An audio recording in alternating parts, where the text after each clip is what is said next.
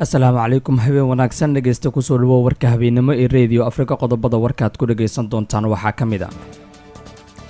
madaxweynaha Jamhuuriyadda Federaalka Soomaaliya Mudane Maxamed Cabdullaahi Farmaajo oo ka qayb galay furitaanka madasha iskaashiga Afrika iyo Japan waqtiga ay dhacayso xafladda caleemasaarka madaxweynaha Jubbaland oo lagu dhawaaqay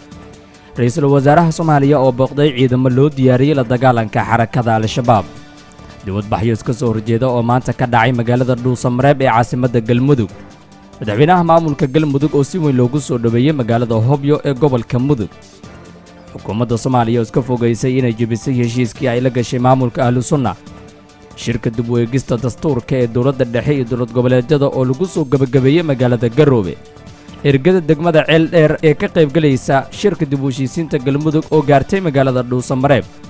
Jubbaland oo sheegtay in ay xayiraadda ka qaaday mas'uuliyiinta dawladda ee tagi lahaa magaalada Kismaayo madaxweynihii hore ee maamulka Galmudug oo ka hadlay xaaladda Galmudug eedeena u jeediyay dawladda federaalka Soomaaliya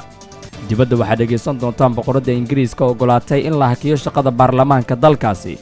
iyo Kurdiyiinta Suuriya oo ka baxay furmahooda dagaalka xuduudda dalka Turkiga